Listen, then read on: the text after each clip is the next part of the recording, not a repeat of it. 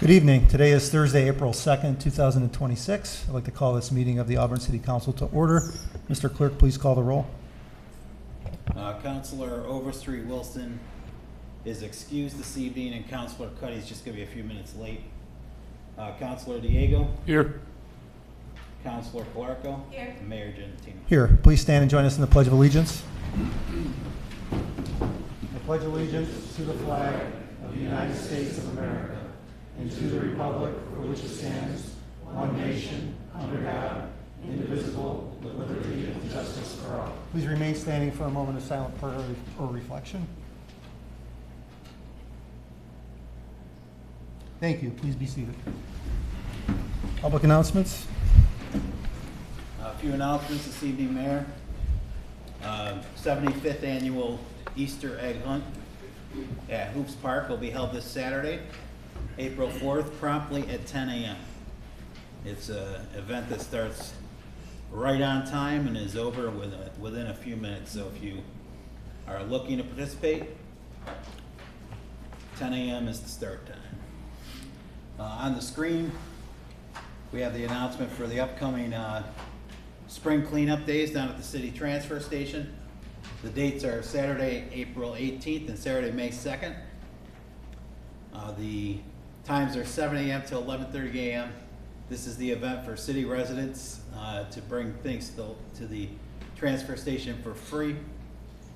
There is a charge for Freon containing appliances.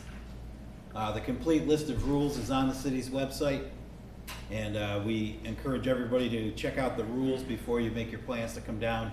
The rules will be strictly enforced. You will need to show your photo ID to match your vehicle registration, and there's a complete list of other rules that need to be taken into consideration. So please check all that out on the city's website. And then the next meeting of the planning board for the city is next week on Tuesday night, April 7th, beginning at 6:30 p.m. And contained within that planning board meeting is the public hearing on ordinance number 2 of 2026 to adjust the city zoning code for the operation hours for the cannabis retail shops. That's all I have today. Very good. We have a proclamation this evening. Thank you, Mayor. Proclamation from the Office of Mayor Genatino. Whereas autism is a lifelong neurological disorder, research demonstrates that jobs and activities that encourage independence can increase daily skills and reduce autism symptoms. And whereas autism affects each individual in different ways and can range from very mild to severe, it knows no racial, ethnic, or social boundaries and affects young and old alike.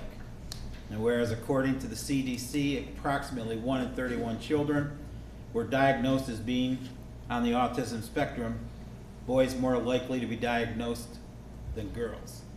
And whereas because of increased autism awareness, society more widely recognizes that changes in standard behavior can be an incredible strength in the proper context.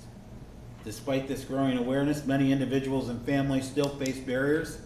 These obstacles may include assessing quality services, understanding the diagnosis, or feeling genuinely accepted in their social circle or community. And whereas this year's theme, Autism and Humanity, Every Life Has Value, highlights the dignity, worth, and contributions of autistic individuals and emphasizes the importance of inclusion, acceptance, and respect for all. And whereas our understanding of autism has grown tremendously since it was first diagnosed, there is no known cure for autism.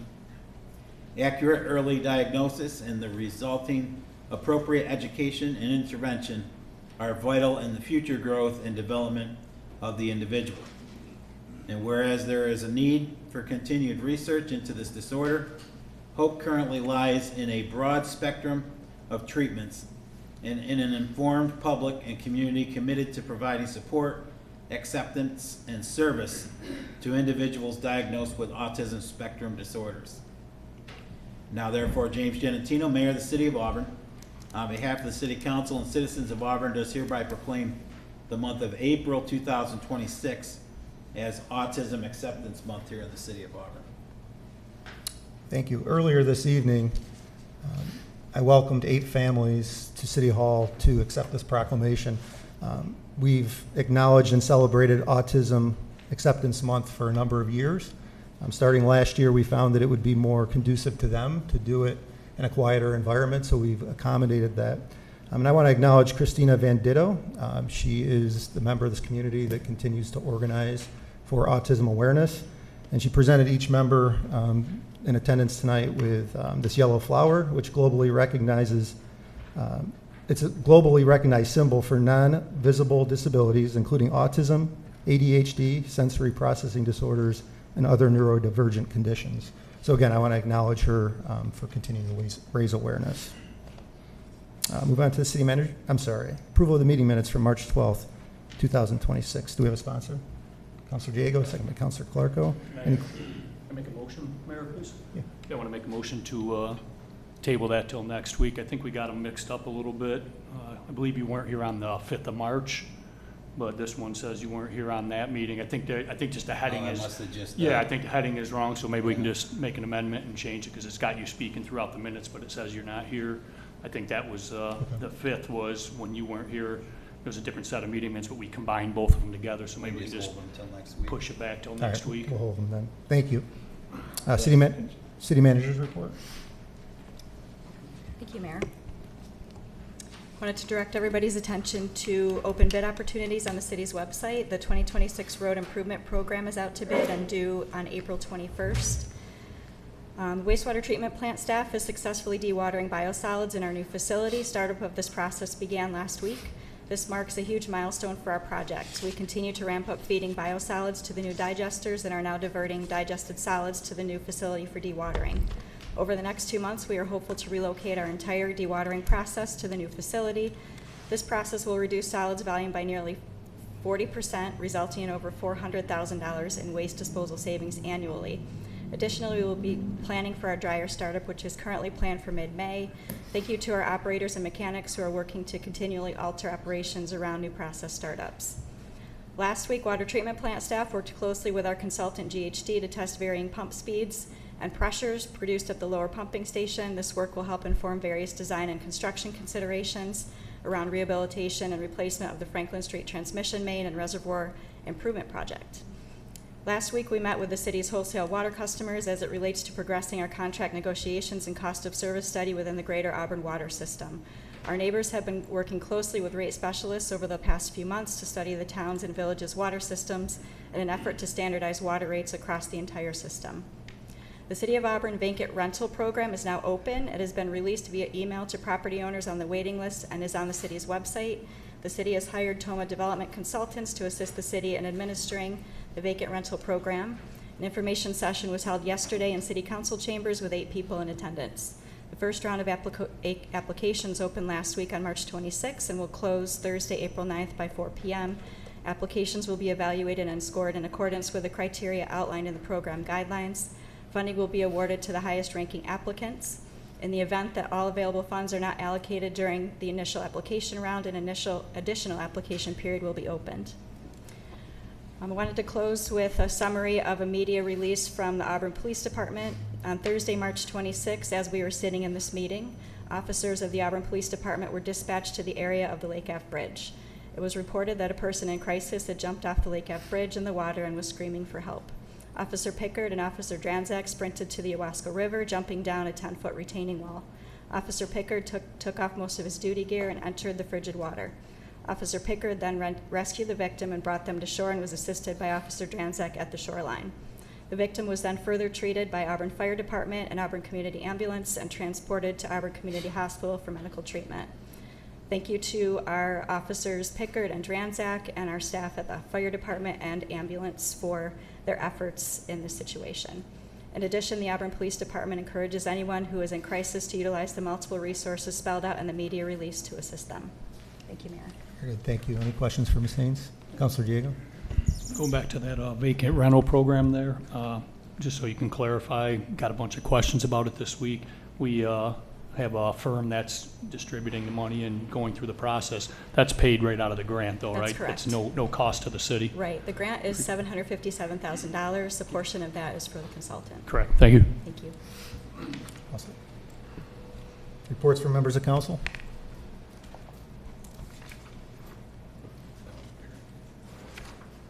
Oh, yeah, public to be heard. I apologize, I passed over public to be heard. Read the rules. At this point in time, we will open the public to be heard portion of the council meeting. Residents are asked to state their name and address for the record. Please keep remarks to 3 minutes or less, and please observe commonly accepted rules of courtesy and decorum. Is there anybody wishing to be heard? Mr. Gayback. Good evening, Tom Gayback, 106 North Lewis Street. I'm the president of the Auburn Professional Unit. I'm also the president of local for 806 for CSCA. I'm here tonight to protest the layoffs that are proposed for CSCA members. We have been taking it on the chin for 34 years since I've been employed with the city. There was when I was president of the big unit, we used to have 150 members. We're under 90 or 90 or 95 right now. We've been cut to the bone, and there's nothing left to cut. When I started in the sewer department in 1992, we had 17 employees in the sewer department. We have 7. When Mike Delph started in the water department, we had 18 members in the water department, 2 full crews going out and do maintenance. We have 5. Enough is enough. CSCA can't afford to be cut any longer. The services we are providing are still there. Things aren't getting easier, but we're still producing at a high level. So please, I know we're in a tough budget, but something else needs to be done. We need another revenue source or something else, because as Councilor Diego said last week, these cuts aren't going to fix it for next year. We're still going to be in the same boat. The same people are going to be sitting here looking for cuts, and we have to do something different. So please, you people, the people before you, have a fiscal responsibility for the city, and we need to do everything we can so we're not taking it out on the backs of the workers. Again, please, thank you. Thank you, Mr. Gayback. Is there anyone else wishing to be heard this evening? Yes, ma'am.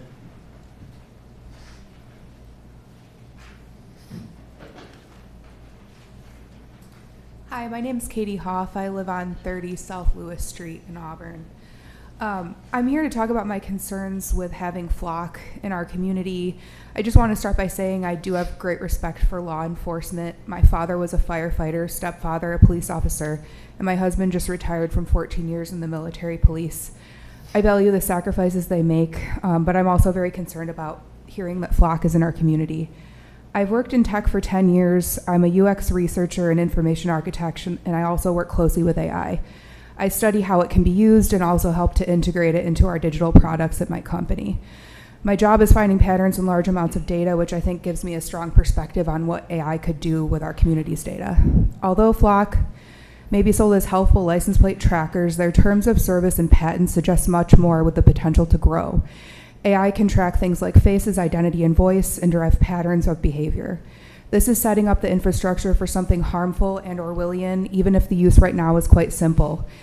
And where does our trust need to lie if we continue using Flock? I'm sure the city has good intentions of use with this tool, but who I don't trust is this company Flock, who has a recorded and documented history of deception to gain market share. Aside from Flock data being stored on private servers, they also have the ability to integrate with databases, including with the federal government. In my opinion, integration is the value prop, not simple license plate or tracking. Might I also add the terms of service are subject to change, and they already have. Private companies don't have the same legal standard as a government agency would, and furthermore, I see this in my work all the time, the law has not kept pace with the technology, meaning there are not proper regulations in place to protect citizens.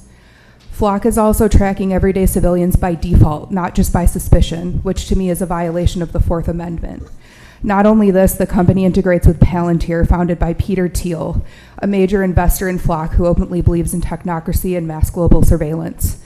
No matter your political ideology, let's say you don't like the current administration, well, now the infrastructure is there for your privacy to be invaded, same with the next. Once something like this is in place, we also can't easily have a say because it's owned by a private company and the infrastructure is owned by a private company. I don't believe in public safety at the expense of the privacy of all citizens. I believe in personal liberty, and I would appreciate privacy and being able to go where I please without a private company's database and all of its integrations tracking my daily life. Thank you. Thank you, Ms. Hoff.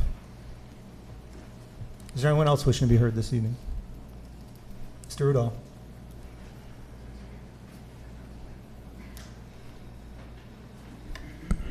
James Udall, 106 Osborne Street here in Auburn. Most of you guys are here to talk about the budget or concerned about the budget. Mr. your Udall, jobs. you have to address the body. I understand. I'm addressing the room. Thank you, Mr. Mayor. That's against the rules. We are here concerned about the budget and potential layoffs. One area of concern needs to be the waste at the city. There's wasteful spending.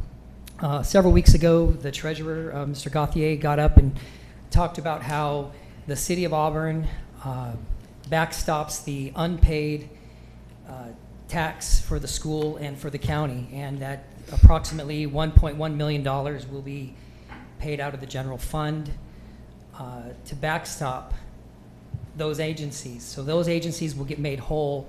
The general fund will be depleted. I put in a public records request on the 28th of February asking how much of that money do we get back? How much do we eat? How much does the city lose when those properties go to foreclosure and then they just become city-owned properties? The FOIL request wasn't responded to. I sent a second request on the 4th of March as the second request. I CC'd city manager. It was finally responded to by the city clerk on the 4th of March. 20 days, 20 business days expired on the 31st of March. I still don't have a response. This is not an uncommon occurrence regarding FOIL requests. I have sent several FOIL requests that they get acknowledged and then you just get a repeat on your email. Oh, 20 more days, 20 more days, 20 more days. I think this issue is worth looking into. If the county and the school get their taxes paid 100% by this body, the public should know how much of it gets back when you guys become the owner of that tax debt. So I think these are areas where there is public waste that the budget or the waste should be trimmed and looked at. The pencils should be sharpened, and this should really be where in tough budget times, all the money, every single dollar is accounted for. And there's no excuse for the FOIL requests not being responded to timely. This is public information, and we all deserve to know. Thank you. Thank you, sir. Is there anyone else wishing to be heard this evening? Mr. Bishop.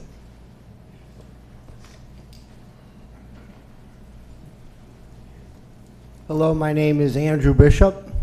I live in Auburn, New York. And as usual, I'm here with my sign, welcome to Auburn, don't drink the water. But, quickly to the budgets. Speaking like Mr. Udall, I myself have submitted FOIL requests. Mine to the fire department. They never went answered about all the money that they collect from people whose houses they declare to be unfit. And it goes up to $3,000 a year. Yet it doesn't matter even if you can show that you're hard working on it to bring it up to code. Doesn't matter. So I think maybe we should start looking at maybe instead of cutting the budget, especially the fire department, hiring somebody who's actually going to answer the FOIL requests in this city. Now, getting back to the water being unfit to drink, it's not the sewer and water department. They're operating in only a few people. It's a skeleton crew. The fire department are risking their lives daily. The cops are risking their lives daily. We don't need to cut their budgets. We just need to find a way to make certain that the money that is going there, like if we had a line-by-line budget, we could truly determine where that pork lies and where that line stops. But without getting FOIL requests, none of us independently can acquire even a modicum of information. Same thing with blowing $80,000 testing a lake, but the one thing for a few grand, stable isotope analysis, the one thing that could prove who the culprits are. I'm going to go back down and I'm going to be quiet now, Mr. Mayor, because that's what everybody wants me to do, because they don't want to address just absurdities. God forbid we address the absurdities. Thank you, Mr. Mayor, for your time.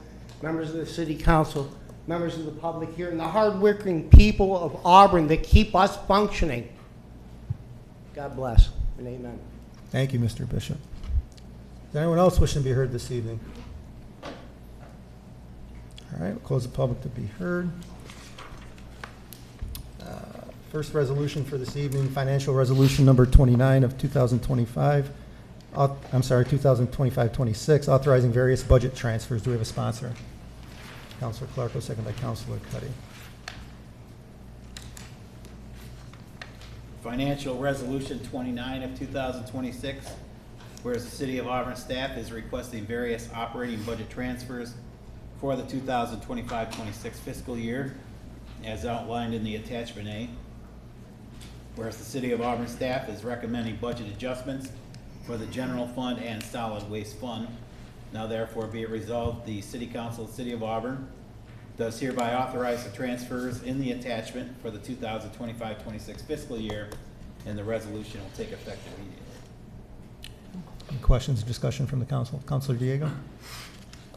Yeah, I had a question. I was looking a little back into the, when we signed this, obviously it was last June.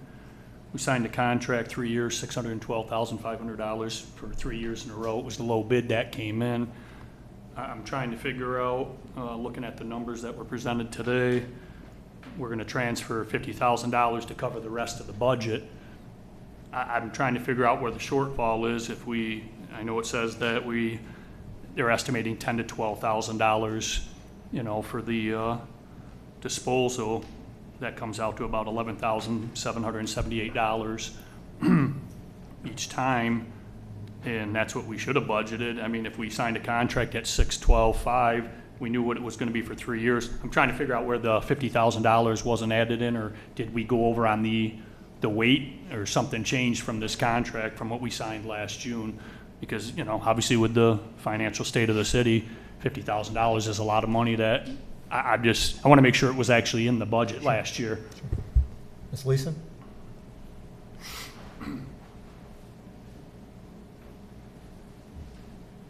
Good evening. At this point, we're transferring the $50,000. The problem was that there's other things in that budget line that have taken money away. So one of the biggest problems is service on the Packers. We spent a lot more on service on the Packers this year than we anticipated. We had 3 Packers on order. We haven't received them yet, so because we are still using the older ones, we had to spend significantly more on repairs and maintenance out of that same budget line. So we had the money put away, but we used it for something else? Correct. Thank you. Any other questions from the council? Please call the roll. Councilor Diego? Yes. Councilor Overstreet Wilson is excused.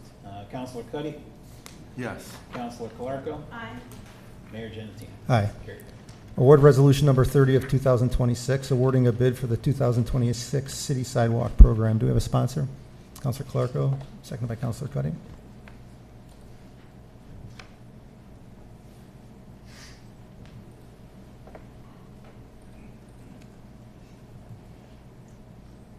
Award Resolution 30 of 2026, whereas the 2026 sidewalk replacement program is for the replacement of the sidewalks and corners throughout the city as requested through the city engineering department. And whereas the city sidewalk program account is funded through the road program and is reimbursable through the New York State DOT transportation funding of the CHIPS program. And whereas on Tuesday, March 24, 2026, one bid was opened for the 2026 program, and the following bid was received. DeGeorge Construction Services of Canastota, New York, $145,615. Whereas it is necessary, the Auburn City Council award the bid for the 2026 city sidewalk program to the lowest qualified bidder, which was DeGeorge Construction Services, pursuant to the low bid of $145,615. Now therefore be it resolved, the Auburn City Council does hereby award the contract for the 2026 City Sidewalk Program to the lowest qualified bidder, the George Construction Services LLC, for their low bid of $145,615. And the cost of the resolution is to be charged to the 2025-26 road program account HA 5115422MG. Be it further resolved, the mayor is authorized to sign any and all documents in reference to the award of the bid. Any questions or discussion from the council? Councilor Diego? That's coming out of the road program. That's fully reimbursed from them. So once again, no cost to the city. That's correct. Right. The only other question I had was some of the things on the bottom of the estimate there. Is that something that we could do ourselves, or because it's coming from that specific money, it's not really an issue? I'm saying we can put down topsoil and seed instead of paying them $3,200 to do it. I don't know if that's something that we would do to save the money, or is it just going to come out of the funding that's already paying for it? So I'm going to ask Mr. Tanner to come up. He is here to answer this question on this resolution right now. Thank you, Ken. Good afternoon, Mr. Mayor, Council, Ms. Manager. Yeah, so the seed and topsoil is just a line item on the bid tab. It's included, there's a percentage of it included in the detail of replacing the sidewalks. They cut back a foot in the asphalt. That's automatically included. If there's unresolved issues, say with a driveway or something that would have to repair because of the sidewalk, then we go into those bid items. Topsoil and seeding, if they have an illegal driveway, would remove that and add topsoil and seed, and that would be the line item. So the extra money in the line item is to cover something else if we need it? Yes, correct. Copy. Thank you. Any other questions for Mr. Tanner? Thank you, sir. Please call the roll. Councilor Diego? Yes. Councilor Cuddy? Yes. Councilor Clerco? Aye. Mayor Genatino? Aye. Carried. Council Resolution Number 31 of 2026, approving the tax collection policy. Do we have a sponsor? Councilor Diego, second by Councilor Clerco.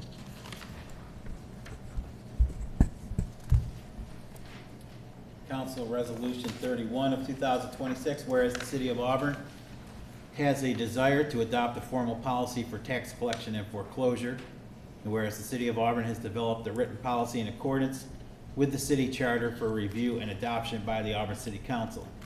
Now therefore be it resolved, the Auburn City Council does hereby adopt policy for the City of Auburn in relation to tax collection and foreclosure in accordance with the City of Auburn charter. Any questions or discussion from the council? Ms. Haynes, I just want to thank you for seeing this through. It was a concern of ours. The goal of this policy is to prevent people from getting to the point of foreclosure after 2 years. If somebody gets in trouble after a year, hopefully work with them to set up a reasonable repayment plan and protect them. And one thing that did come up in our discussion on the floor was voting on this annually with all our other financial policies. That's going to be part of the process. Yeah, we'll make sure that's included in January with the rest of them. All right, very good. Thank you. Any other questions? Please call the roll. Councilor Diego? Yes. Councilor Cuddy? Yes. Councilor Clerco? Aye. Mayor Genatino? Aye. Carried.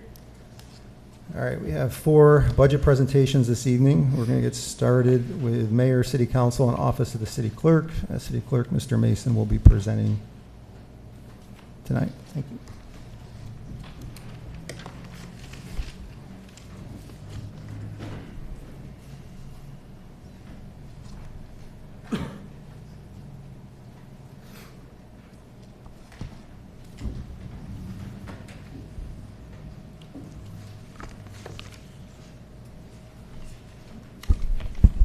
Thank you, Mayor, members of council, all members of our city organization that are in attendance tonight.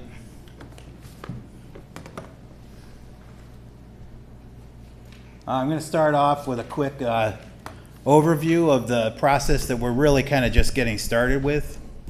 Last week, Mary Beth and City Manager made an initial presentation of the city budget.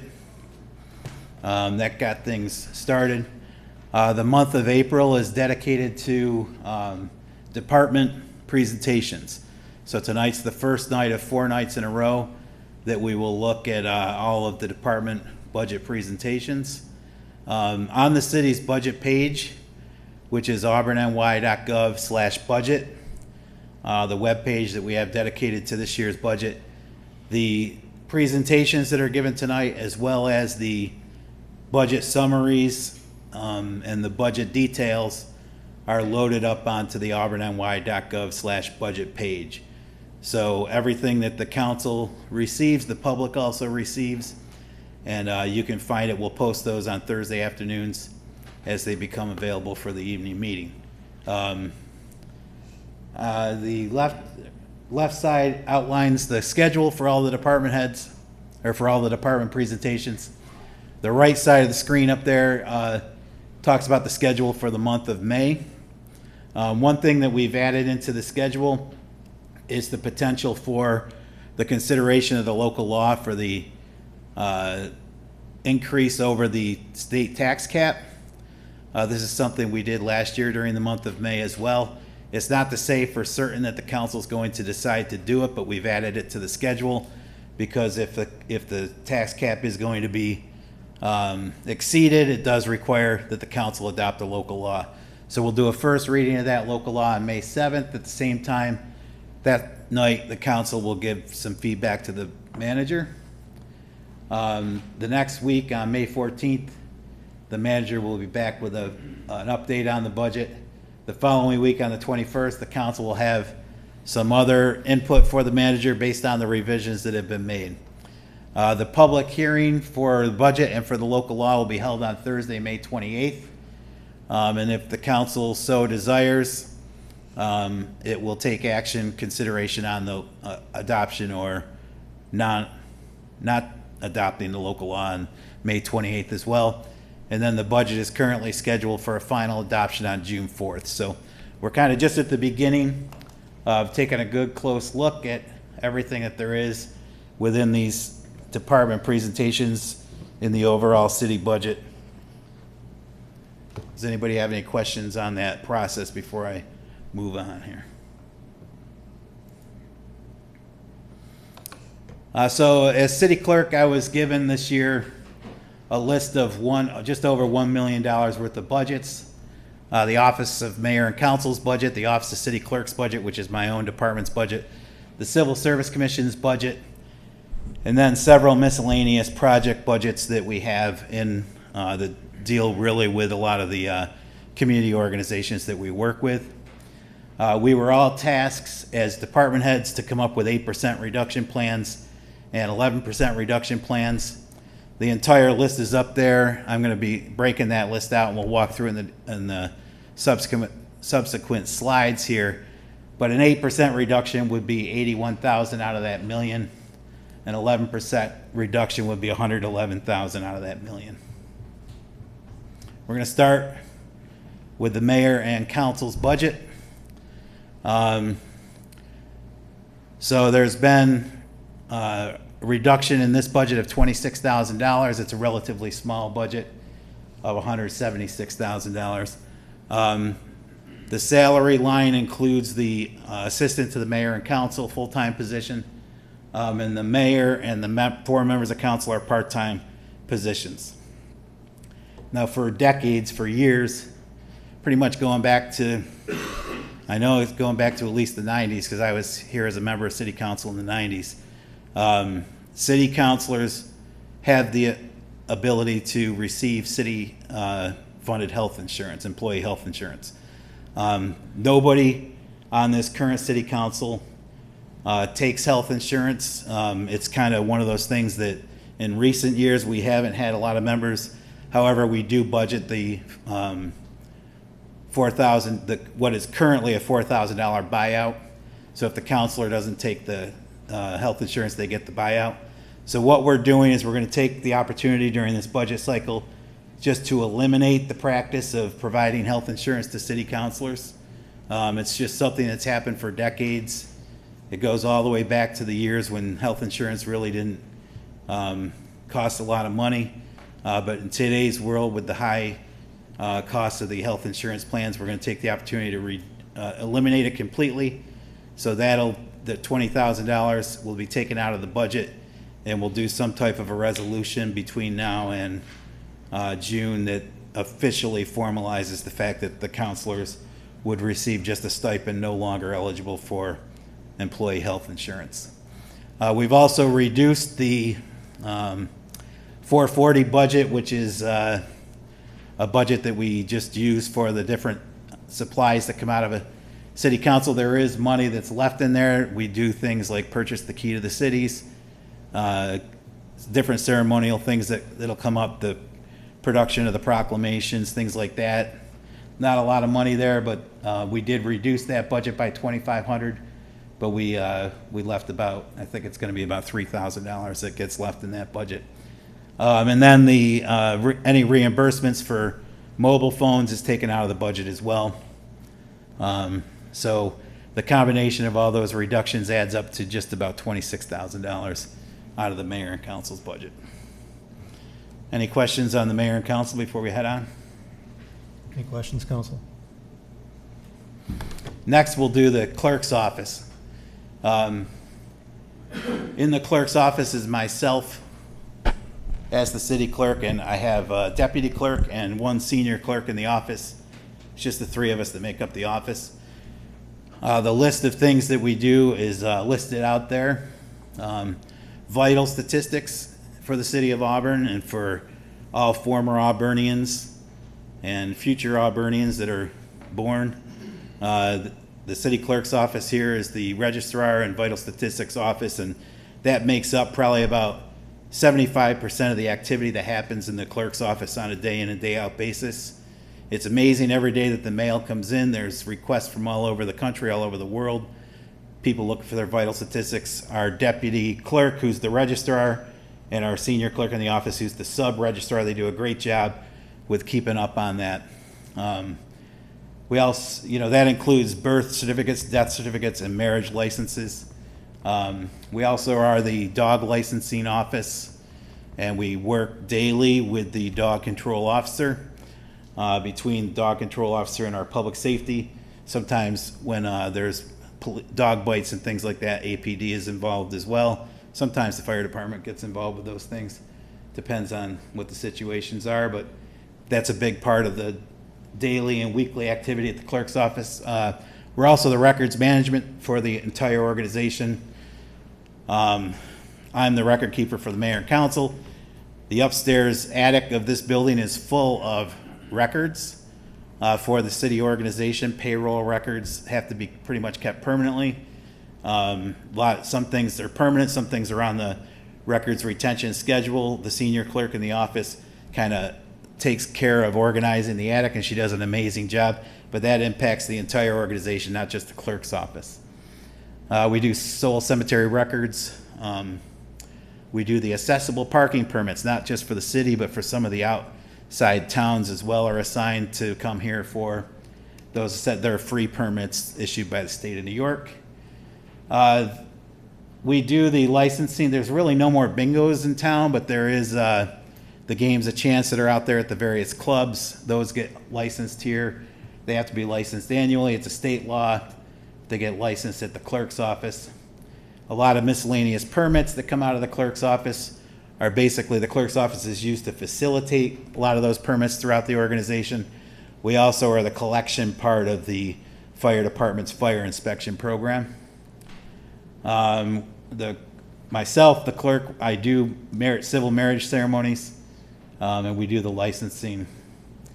We provide administrative support for the Historic and Cultural Sites Commission, as well as the Equal Rights Heritage Center across the street, as well as a lot of the miscellaneous boards throughout the organization.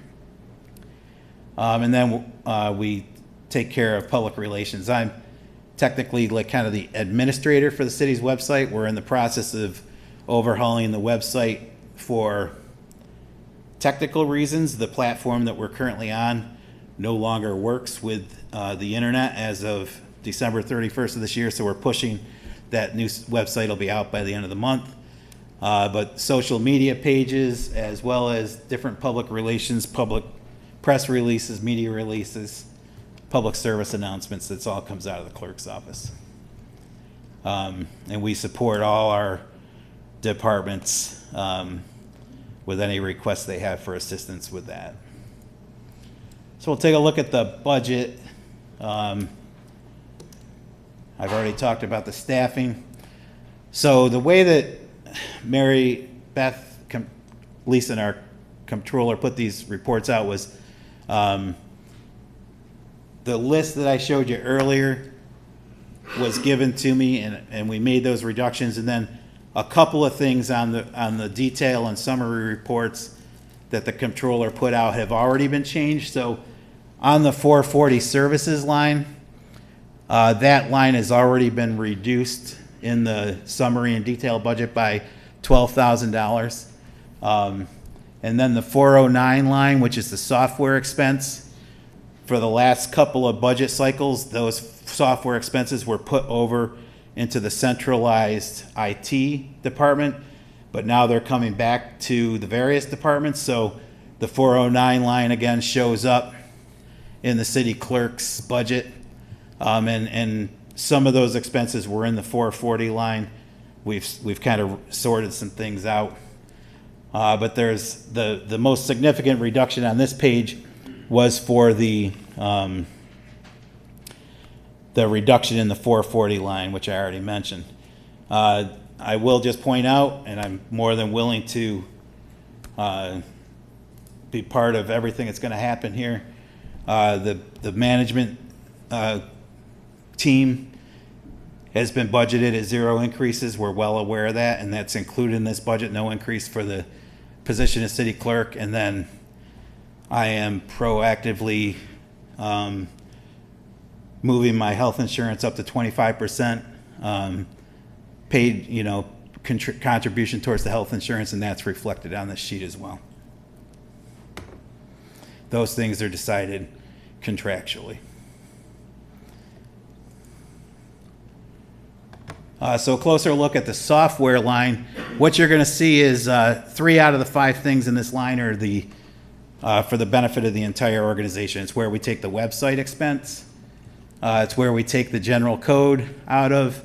General code is the software that's used to hold our code out there in the internet and keep our code organized. It's the company that does that for us. They're like a partner of the website company. And then the live stream service as well. Those things I've got marked as citywide. And then we have image integrator system software that's used specifically for the clerk's office. That's what helps us handle the vital statistics and communicate with the state of New York, as well as the BAS program. The BAS especially helps us with the dog licensing and the accessible permits, which are accountable to the state of New York as well. So those software programs are kind of designed specifically to help facilitate those functions of the clerk's office. So those 2 are specific to the clerk's office. The total on that budget is $36,566. There's nothing extra in there besides those 5 items. The 440 line breaks out like this. Again, it's some things, and even though it's in the clerk's budget, it benefits the entire organization. One thing that all departments that we have to do is take out legal ads for a lot of the meetings that we have, a lot of the public hearings, the planning board meetings, the zoning board meetings, different things that we do with various bidding and stuff.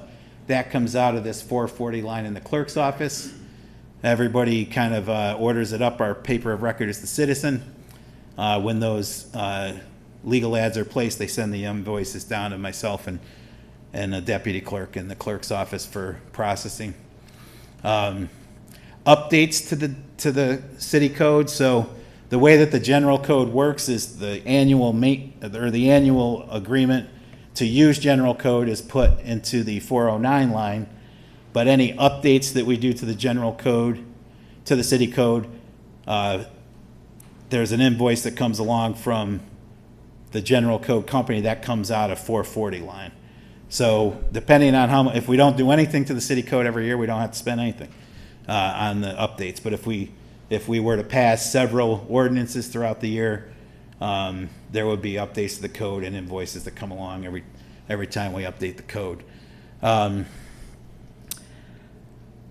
There's a couple $1,000s there for the public relations money that we will spend on social media and different ads. We used to do a lot when the Citizen newspaper was a bigger distribution years ago, there would be a lot in this budget for retail newspaper ads. Those have become a thing of the past, but we do, every once in a while, when we put up the social media posts, we'll put $25 or $50 on there to help push them around different public service announcements and notifications. So that's that small budget for that. We also have $1,200 for a transcriber that I use in the clerk's office, $1,000 for the email program that we use, and then $800 there for just miscellaneous things that'll come up. This thing is the lowest that it's ever been in the 12 years that I've been clerk, and it's basically got just what we need. And the last few years, Mary Beth can be my witness here, we've really held off on any expenditures out of this for the last couple budget cycles. And it helps to fill the gaps at the end of the budget year with some of the other budget lines. Any questions on either of those two lines? If not, I just want to do a quick thing on the revenues. There is a little bit of revenue that's generated in the clerk's office. There's fee for dog licensing. For people that license dogs under the age of 65, there is a charge. I do want to just note that there is no charge for people that are 65 and older. And then of the money that we receive for every spayed dog, $1 goes to New York State, and for every unspayed dog, $3 goes to New York State. So the dog licensing is a state law. It's regulated by the state. We report to the state on a monthly basis, and depending on the number of dogs that get registered, we send a check up to New York based on those numbers. The city clerk fees, most of that comes in from the copies, certified copies of the vital statistics. There's also marriage licensing, and marriage licensing is another thing. It's $40 for every marriage license. $22.50 of every $40 goes to the state of New York, and that's all Department of Health state law. So every month we do a report, we send the check up, but so we do. It's been very busy the last couple of years because of the new driver's licenses that everybody needs. They need those certified copies of birth certificates when they're going to the DMV to get those new licenses. So we've actually met and exceeded those city clerk's fees for the last couple of budget years, and we probably will for the next couple of years. So we do generate a little bit of revenue out of the department as well. And then I'm going to wrap this thing up with some of the miscellaneous programs. I will note that Civil Service Commission is separated out. I did not make any budget adjustments on that whole list to civil service. They will be here next week to talk about their budget. But I am going to talk about the other programs. There's not a lot of other programs in our budget, but basically some of them are here. We've had a long-standing relationship with the Auburn Beautification Commission. Sorry about that.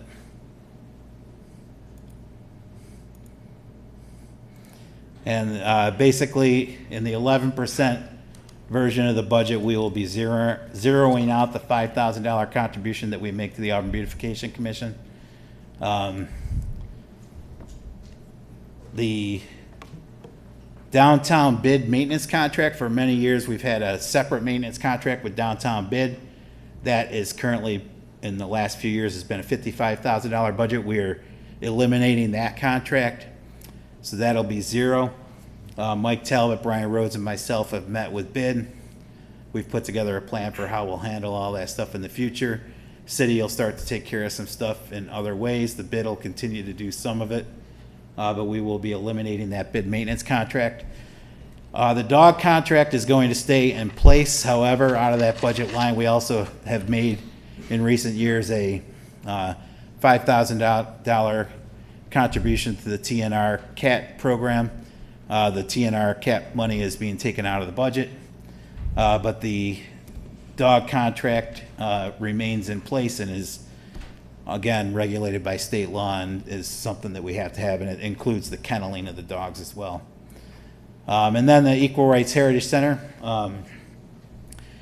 So the Heritage Center operations funding at $216,000, the 440 line there, is going to be reduced by $15,000. The Heritage Center is funded with a $200,000 allotment of money that comes in from the state of New York. Senator Rachel May has helped us for the last few years to get that money secured in the state budget. There's also 3 leases in the building. The Taste New York Market, the Cuyahoga County Office of Tourism, the Auburn Downtown Bid rent office space within the building. That office space revenue totals $31,000. So the entire budget for the operations contract, the electricity, and a couple of the miscellaneous expenses and the cleaning supplies is covered by that $231,000 worth of revenue that's there. The maintenance of the building will be different after July 1st. It'll be worked on. It's another thing that Mike Talbot, Brian Rhodes, and myself have been meeting with the bid on. It'll be part of the plan for how we start to do things a little bit differently after July 1st. So that's the whole presentation. Thank you for your time. Does anybody have any questions? If not, I'll take my seat. Any questions for the clerk? I do have one question related to the dog control budget and contract. You know, you mentioned that it is state mandated. We don't have a choice to do that. It has, just as an example of cost escalating continuously, what was this contract 5 years ago, 8 years ago? It was much less. We were very well served by the previous contractor, Mr. Collier. He not only serviced the city of Auburn, but a majority of towns. We're now serviced by the Canine Cove. She's doing the city of Auburn as well as about 13, 14 towns. However, what we learned in the last couple of years of working with Mr. Collier, we kind of sat down and had a very open, transparent sharing of information with him, and we learned that especially the insurance for him was really escalating rapidly the last couple of years there were some major increases made to the dog contract in his last couple of years, and it more reflects the amount that you see budgeted right now. And probably the biggest thing driving, there's a couple of things now. There's a lot of new rules and regulations for the kennels. That's new state law that's just taking effect this year and next year. The good news is Canine Cove, our kenneling, she's got a brand new kennel. So she's right up to code with everything. She started with like 6 kennels. She doubled the size of it once she got our contract. So I think she might be up to 12 or 13 kennels. She does have to make an investment this year on a separation kennel in case there's a dog that's sick. She's going to be making those investments. But the good news is we've got a kenneling facility that's right up to par, brand new. It's beautiful.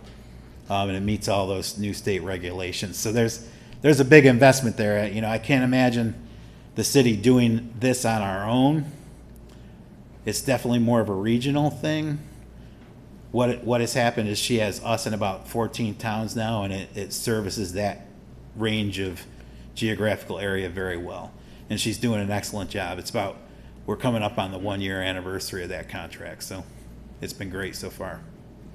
And I don't, you know, I'm not being critical of her and what she's charging. I think that based on the service she's providing, it's fair. It's just another example of escalating costs. And you said that's primarily driven by insurance on her part? Insurance and the investment in the facilities.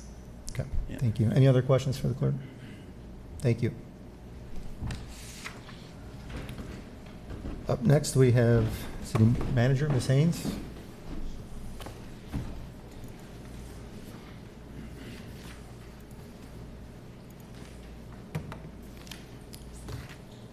You'll use that button.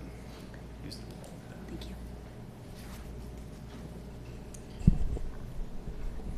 Thank you, Mayor and Council, for having us here to present the City Manager's budget. Thank you for your support. Thank you to my coworkers for being here. Office of the City Manager consists of 3 full-time employees. Christina Selvik, our Director of Capital Projects and Grants, and Shelley Lowe, Secretary to the City Manager, both of whom are here today. Thank you to them for all the support they provide. Just a quick note on that number 3. At this time last year, there were 5 employees, including the Assistant City Manager and Grants Coordinator. The assistant city manager position was eliminated during the 2025-2026 budget process, as we knew this was going to be a difficult fiscal year. After the resignation of the grants coordinator earlier this year, that position was also eliminated from the city manager's requested budget for the 2026-2027 fiscal year. This represents a 40% reduction of staff from this time last year, which we're feeling, and I'll talk about in more detail about this challenge in just a moment. We manage the entire city workforce out of our office, and coordination with all city department heads who provide direct oversight of operations. Thank you to all of our city employees for their dedicated work providing our services every day.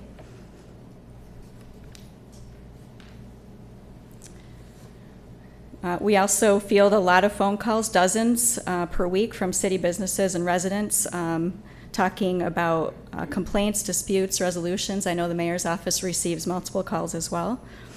Shelley Lowe expertly directs these concerns to the appropriate departments or to me to make sure they're addressed in an efficient manner. We also staff the Nuisance Abatement Committee. This was established in June of 2021. The committee consists of the city manager, police chief, and fire chief. This committee was established to address properties that have become a public nuisance related to the need for repeated intervention required by law enforcement. These properties are typically a draw on fire and code enforcement resources, which are also discussed when properties are submitted for review. The picture here is of 11 Madison Avenue, which is a success story from the results of this committee and code enforcement to address drug activity and code violations.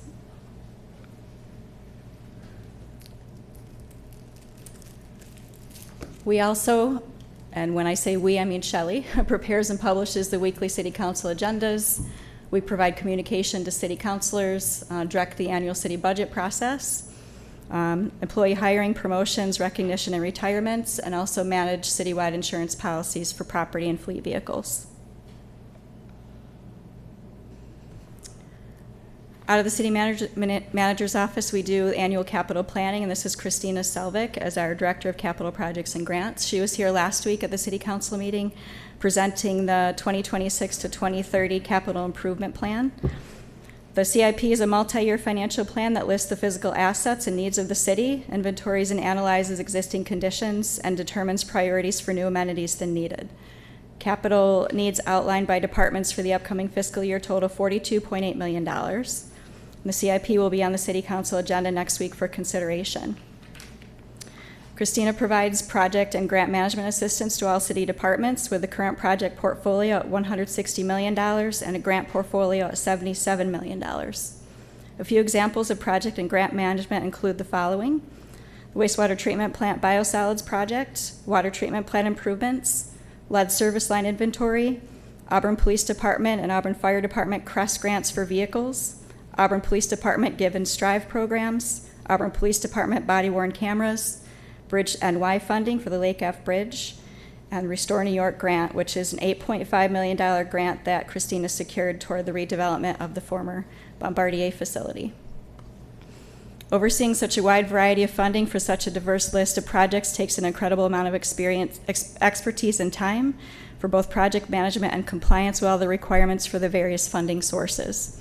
And this is where we're feeling the impact of the grants coordinator vacancy. Christina is back on her own to manage and track all of these project funding sources. Keeping the money flowing for all of these needs is critical, which I think departments would agree with.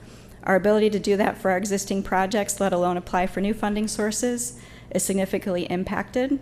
Assisted departments will need to take on a larger role in delivering these projects and initiatives.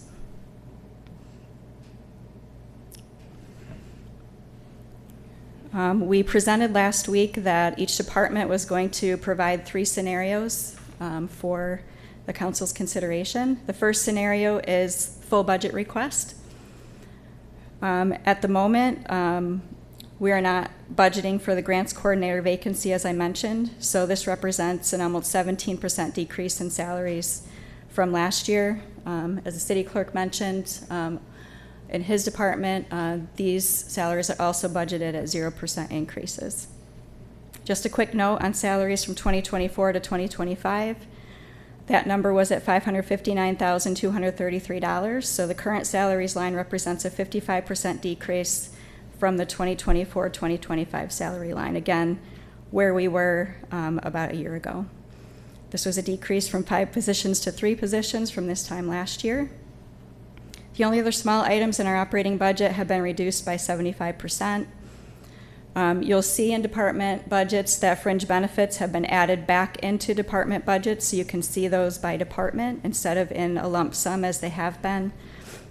So if you compare expenses excluding fringe benefits as they weren't in last year's department budget numbers, we decreased our full budget request by 21% from last year's adopted budget.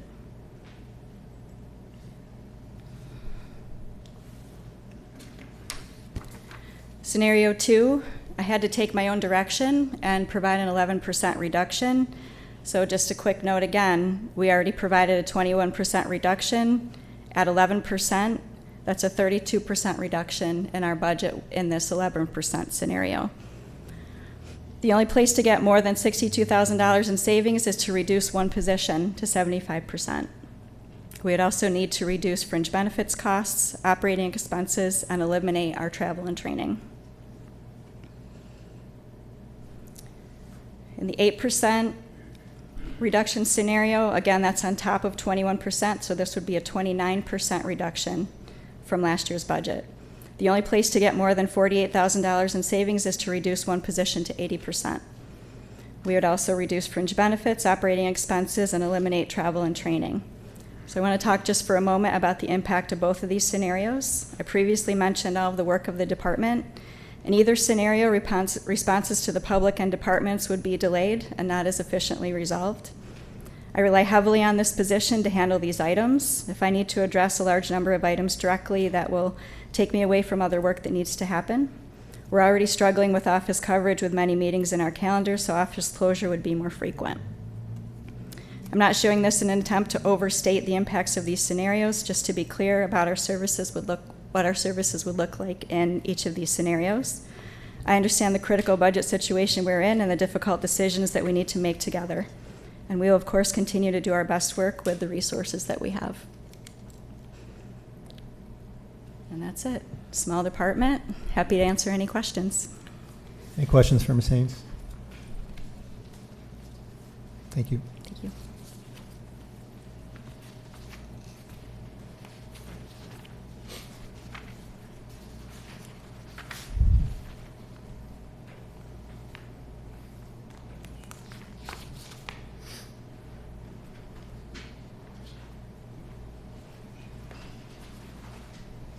Up next, we have Director of Operations for Auburn City Ambulance, Keziah Sullivan.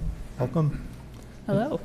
Director, before you get started, I just want to make one note on the city manager's budget. For public record, it's my understanding that proactively, at the first of the year, the city manager passed on her contractual COLA increase. Is that accurate? Correct. And what was that percentage?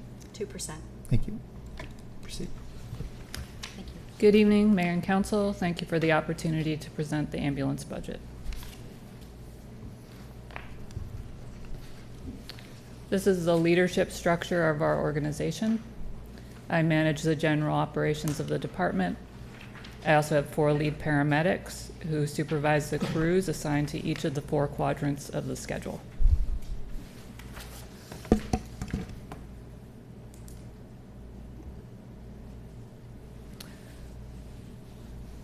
The information at the top of this screen is the department's current standard staffing level.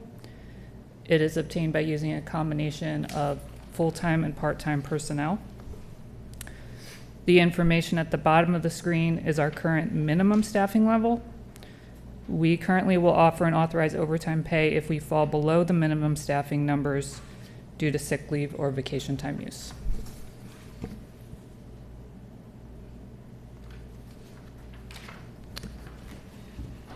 This slide is annual summaries of our revenue. This only includes actual money paid to the city. It does not include bills that have been sent but not paid yet. We are on track to meet our revenue goals for this year.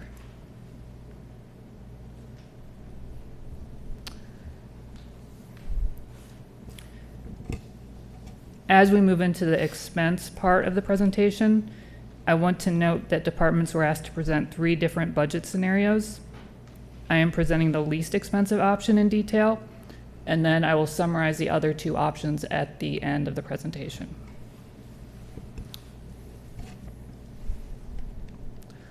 Salary is our full-time wages. Stipend is provided to paramedics that obtain an additional critical care transport certification. We've also budgeted for a small stipend for someone to be responsible for vehicle maintenance and building maintenance in our department this year. Because our full-time employees average 2 hours of overtime per week as part of their standard schedule, that is a line item in the budget. And then emergency overtime is for late calls where someone's getting out late because they're on an ambulance call at the time that their shift ends, or if someone is called in to fill a critical opening to keep us at minimum staffing. We do use part-time employees in this department. They give us some flexibility with our scheduling and help us to keep costs down. Holiday pay is part of the benefit package for the full-time employees.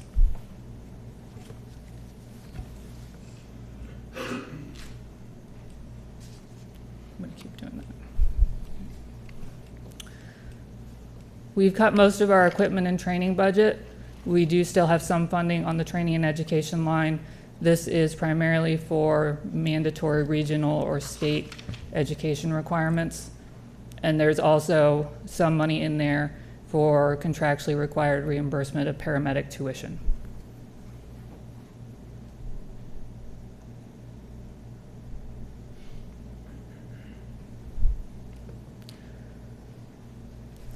Software is back in our budget this year. For us, software is primarily our electronic medical records software. We do have approximately $100 in there for an Adobe license also. Operating supplies is primarily medical supplies, and uniform line is for our quartermaster uniform program. Services includes our oxygen contract, which is leasing, refill, and inspection of oxygen tanks. It also includes our used needle disposal, and a big chunk of services is actually maintenance and repair of the 23 Market Street station, including repairs for HVAC, plumbing, electrical, roofing, and the truck bay doors. Gas and electric are the station utilities.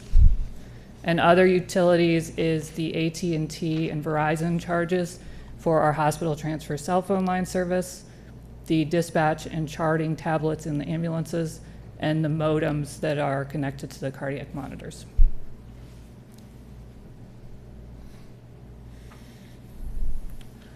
Billing service fees is the commission for our medical billing company.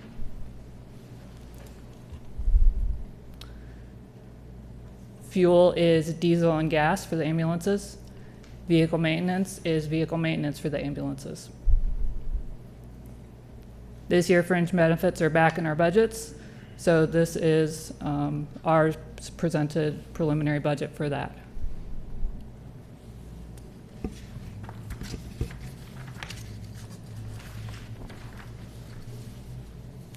These are the total annual operating budget summaries.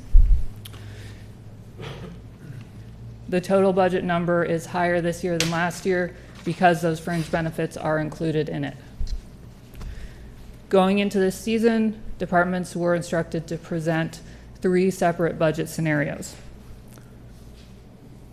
and the impact of those options. The highest cost option would be to schedule 5 crews in the daytime and 4 at night. The department would need a budget of $4.5 million to maintain that level of staffing coverage. The lowest cost option is for $4 million, which is what I presented tonight, and this matches our expected revenue. $4 million will fund scheduling 4 two-person ambulance crews in the daytime and 3 crews at night, but does not offer any reserve staffing. The middle option results in a budget of $4.16 million, which adds about $130,000 to what I presented this evening.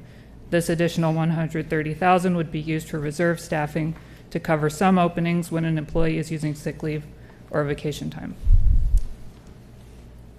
Thank you. Do you have any questions? Counselor Diego?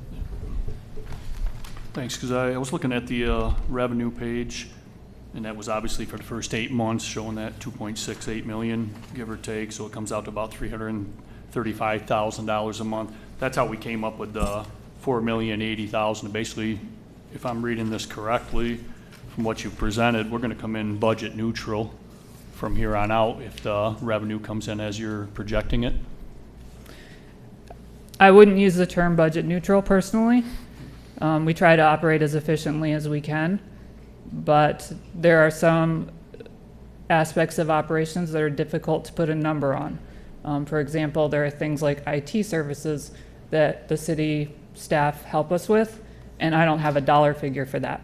So I would hesitate to ever use that term to describe our department, but I do think that we operate extremely efficiently and we provide a very good value. Right. So I'll just put it a different way then. We're not going to lose $500,000, $600,000, $700,000 according to what this looks like. Not with the lowest option projected budget. Appreciate it. Thank you. Any other questions for Ms. Sullivan? Thank you.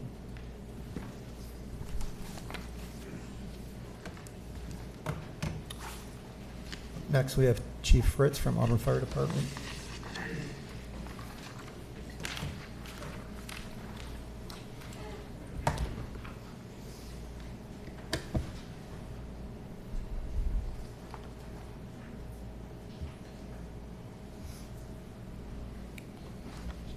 All right, good evening, Mayor and Council. I will present tonight on the requested budget initially, and then I will show the percent reductions as requested.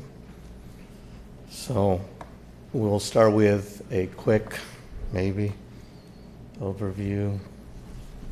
How do I get this full screen, John?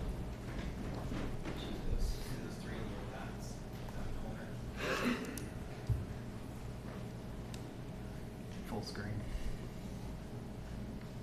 And then you'll just use the roller there. Thank you.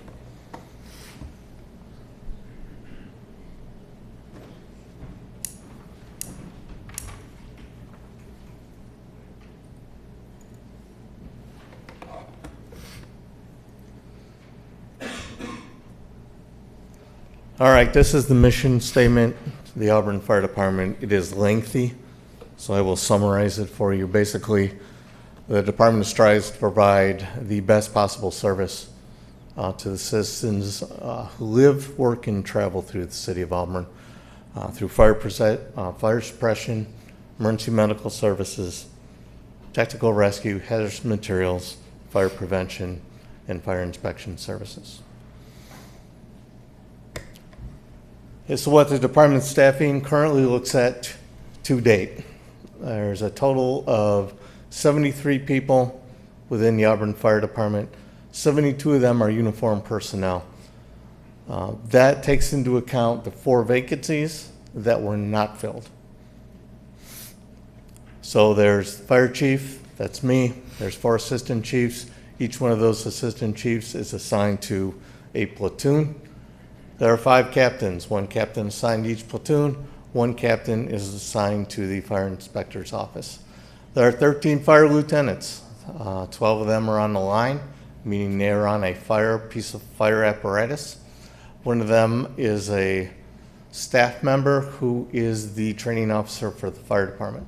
There are currently 49 firefighters in the department. 48 of them are on the line, meaning they are on the trucks.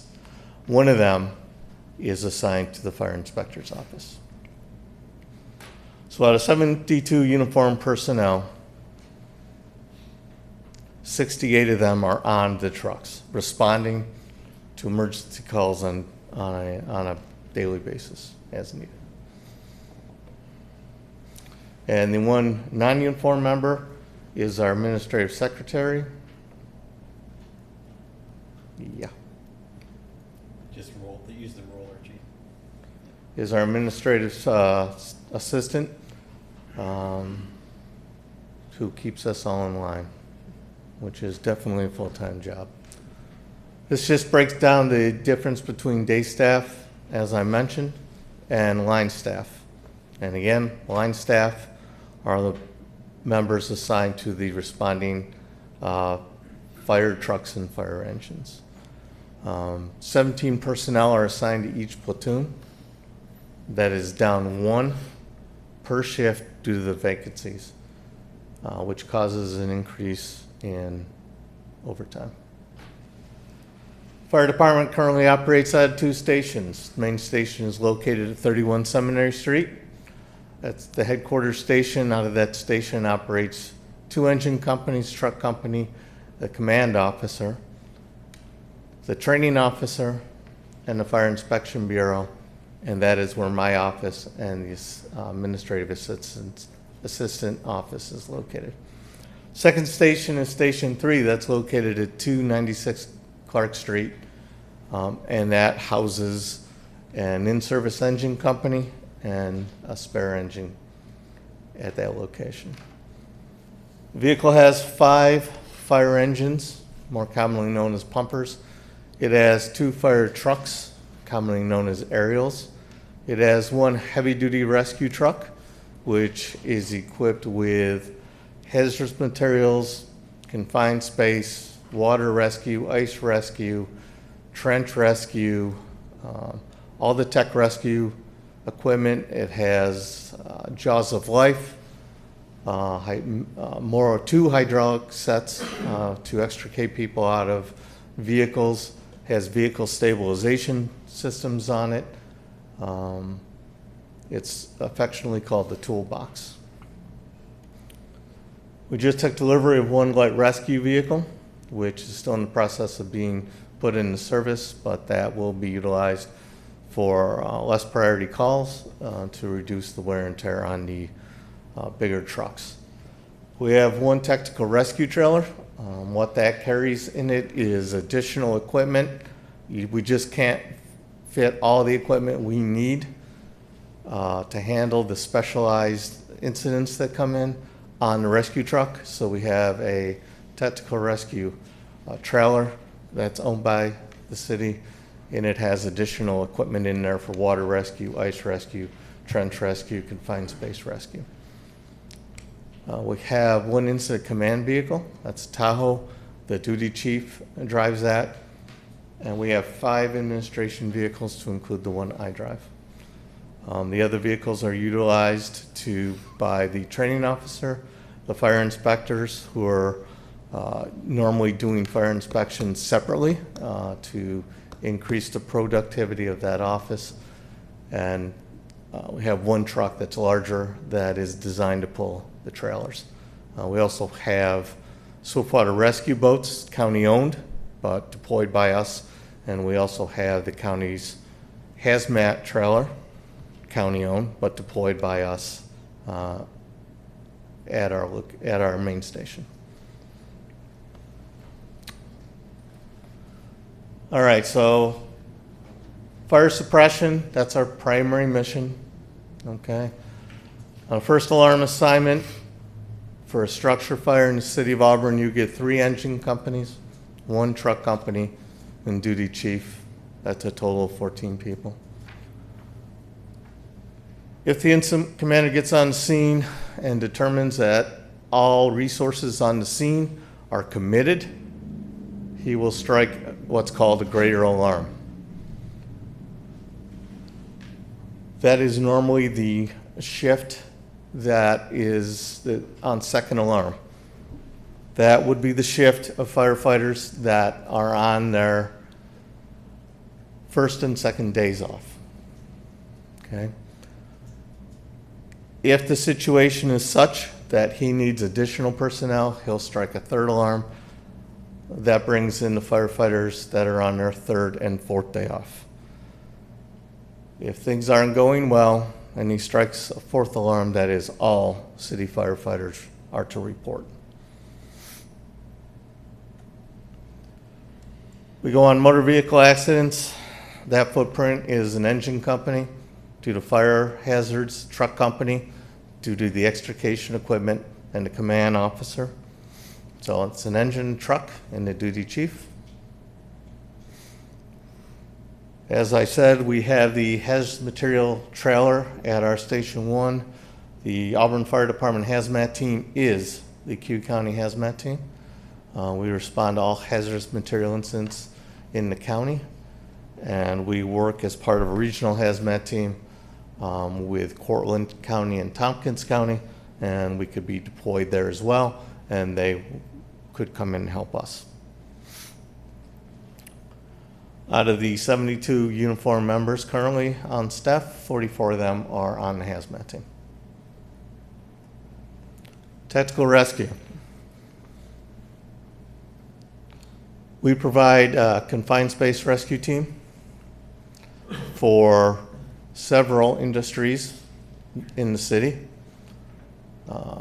We provide a confined space rescue team for several utility companies that operate in the city. We provide a confined space rescue team for many government entities, to include the prison and the City of Auburn.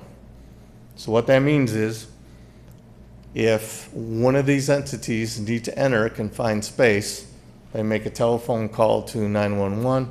911 dispatcher advises us that a confined space is taking place, and the members that are on duty are that confined space rescue team. It's on their confined space entry permit, and should they have an incident, we respond to their location to rescue the individual or individuals that may be trapped. So when a water department needs to enter a confined space to do any kind of work, they call 911, they call down to us. Yep, we're on standby, and we stand by for them. Doesn't matter what time of the day or night it is, we're there. They can immediately go and do their work. Okay, they don't have to wait for a private contractor. They don't have to wait for us to call anybody in. You have an emergency situation and you need to get in that hole, we gotcha, go. Rope rescue. We do low angle rope rescue, we do high angle rope rescue, structural collapse. We have some of the struts that you see the guys up in the top right corner utilizing those struts to help support walls. We do ice water rescue. Someone falls through the ice. We do swift water rescue. We have two boats. One of them you can see in the picture there, and one of the members jumping off to rescue the would-be victim there. This team has been deployed across the state, but obviously our main concern runs right through the middle of the city, and currently is running quite high. We also do trench rescue. Anytime, whether it be the city or an outside contractor needs to enter a trench, if should something happen, we provide trench rescue services as well. Fire department also responds, first responds to medical calls within the City of Auburn. This is done with one vehicle, one engine company or truck company. It goes on a district basis. We'll respond to that. Every member of the Auburn Fire Department is an EMT. And these units first respond to initiate care if the ambulance is not there yet, and then assist the ambulance in providing care while on the scene and during transport if needed. We do not go to every EMS call in the city. We do not go to skilled nursing facilities. We do not go to urgent cares. We only go on to the prison if it is a critical call. The reason for that is those facilities should have trained medical staff on site and should not need our first response services. We have a fire inspection bureau. It's currently comprised of 2 personnel, 1 captain and 1 firefighter. Their job is to conduct the required mandated fire inspections that New York State issues. See that they've got 318 fire inspections for last calendar year out of that office. Again, it's a two-person office that mostly they work independently. They cover a lot of ground that way and get a lot of inspections done. They are just down from my office, and I hear the conversations every day out of that office. And they work very hard with business owners and property owners to help them get into compliance and make their property or their business as safe as it can be, not only for the employees but the citizens who visit it. So, we have a fire investigation team. This team is made up of 6 personnel that are line personnel. These are not additional personnel. These are 6 people whose job it is to ride on a fire truck. However, they took some specialized training, excuse me, and became New York State certified fire fire investigators. And last year, they did 13 structure fires and 2 vehicle fires.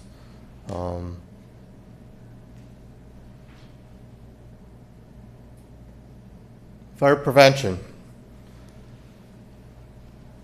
Fire prevention, or fire suppression is our main mission. Fire suppression is something we work very hard at. The easiest fire to fight is the one that doesn't happen.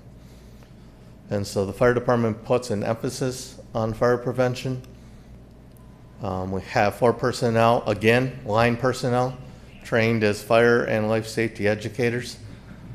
They provide over 120 fire safety talks annually from every age group. They go to our senior citizen complex, they go to the high school, they go to the college, they go to our elementary schools, and we even have some daycares that will request or come into the station to receive some training for their staff.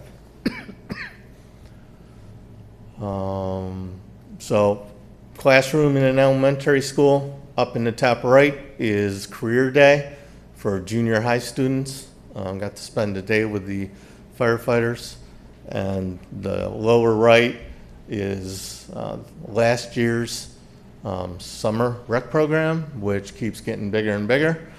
And as you can see, every year we take a picture of the kids and we're running out of room.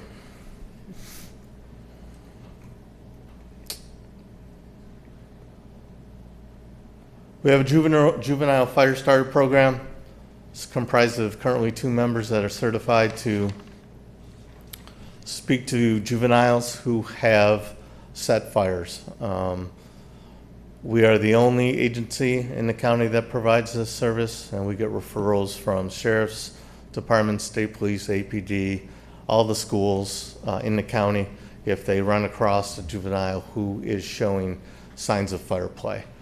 And they're certified to go through a program and work with the child to hopefully move them away from that behavior. And they certainly have resources to move them to another facility or location if needed. Healthy Neighborhood Program has been a long-standing program that the fire department has been involved with the Q County Health Department. We'll send a team of on-duty firefighters out with a team from the health department or the Healthy Neighborhood Program. We will go into residents in the city who have requested the services of the program. We will help install smoke detectors, CO detectors. We'll check for gas leaks. Well, the Healthy Neighborhood Program provides all kinds of assistance, whether it's fall protection, cleaning supplies, anything safety related to help that citizen or that family that lives in that house. Department also provides EMS standby services for the college, high school, and the Auburn Music Boosters. Most of these, well, all of these entities need to have a medical person on standby at their events. And sometimes there are no trainers available. When that happens, we step in so that the games and music can play on. It is a service that we charge for. We cover our cost with that, with invoicing of those services. The department has a training room. That training room is used by not only the Auburn Fire Department, but every other department in the city, and several other agencies outside the city, to include the county, New York State, DA's office. It is put to good use. Last year we had 22,556 hours of combined training between all the members. Fire department also teaches public safety classes such as CPR, first aid, stop the bleed, and emergency medical technician. You're literally looking at now Lieutenant Travis Poole teaching CPR to city employees right there. We do that for all city employees. Now we do bring them to the station so they don't have to be on the floor here. We also do that for several local, not municipalities, but businesses and factories will bring in their employees and get them trained. CAP brings their staff members in to get trained. So again, that's a fee we charge. It's a service we provide, but we cover the cost of the instructors and any supplies they need through invoicing the entity who requested the training. Vacant building registry. This program was started in 2013, and what it mandates is that property owners of vacant buildings register their property every year with Anna Holuka, who's our administrative secretary. She is the administrator of that program. Okay, so she will send out letters. They probably just went out, or they're about to go out next week, to this year 171 properties that are on that list. Okay, basically what it asks them to do is register their property again. What that means is provide us with the proper name and a proper number for a point of contact for that property, and advise us if anything's changed with it. In that process, when the person receives that letter, they also receive a letter that indicates to them how they may ask for a waiver. Okay, that's another piece of paper that they can fill out. Any waiver that is submitted that property gets looked at by me, physically looked at by me. Anna and I take a day in May, hopefully it's sunny, and we go to every property that has requested a waiver. Okay, and a lot of times we'll get waiver requests for, currently working on the property, I expect to have it done this time next year. Okay, we'll drive to that property. I will look if there's work going on in that property, and that waiver will be approved, because in my opinion, I want this program to make zero money. Okay, when I started, there was over 220 properties on it. We're down to 171. We got a ways to go, but a property off this list is a property back in the use it was designed for and back on the tax rolls. So that's how I view this program. And I work very hard with individuals who submit a waiver request to try to help facilitate that progress so we can all get to that end goal of a certificate of occupancy and put it back to use, make the neighborhood a better place. Other duties. Many fire departments will contract out for some of the things that we do. So we test all our own hose in-house. On-duty members, working on shift, test every foot of hose annually the fire department has. On-duty members test every ground ladder the fire department owns to make sure it meets standard. The fire department function tests every city fire hydrant annually, working closely with the water department to provide that service to make sure that those hydrants work, and we note any issues with them and get them back to the water department, because, as Tom said, he does not have enough people to go out and check 1,400 fire hydrants. So that's something we can do. We do because nothing worse than pulling up on a structure fire and no water comes out of the fire hydrant. One other thing we do is we do our own house chores. We live in the firehouse, we consider it our house, and we clean toilets, mop floors, and these two guys that happen to be here tonight are awful happy about it. So, but that's what we do.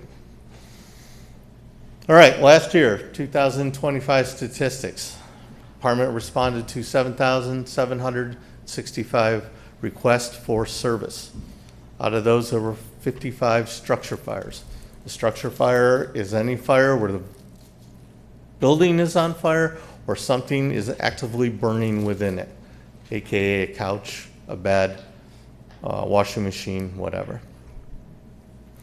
You can read the list. I'm not gonna read them all out loud, but there they are.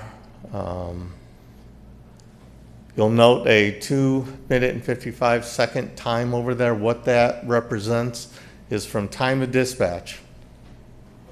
So from the time that dispatcher dispatches that structure fire alarm, we have a unit on the scene in 2 minutes and 55 seconds on average.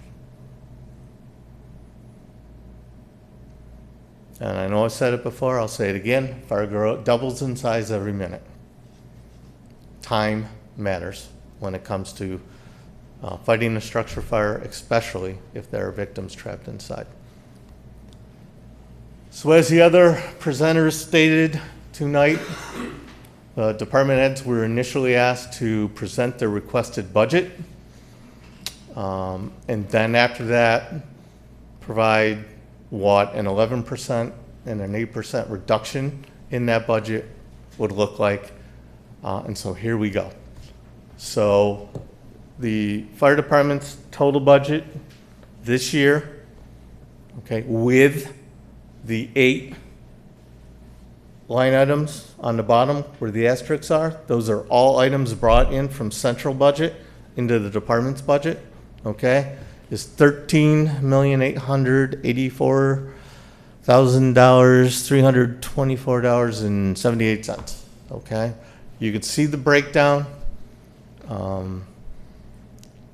It is mostly personnel costs because you need firefighters to put out fire. That's the way it works, okay? You can see the operating cost there is a little over $460,000. So that's hose, axes, staples, toilet paper, paper clips, that type of thing. Okay, diesel fuel,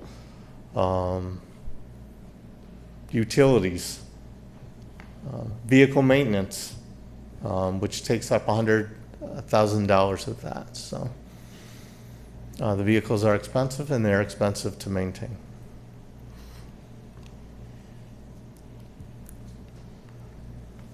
This slide is here for one reason only, and that is to show you that the current budget year we're in, 2026, that number to the left is the revised budget.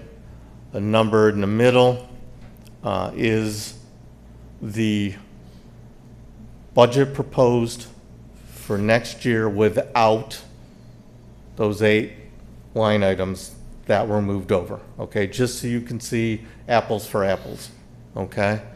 There's a slight increase in that budget. Most of that is due to utilities increases, some step increases for those employees who are working their way through the step increase a program in their collective bargaining agreements.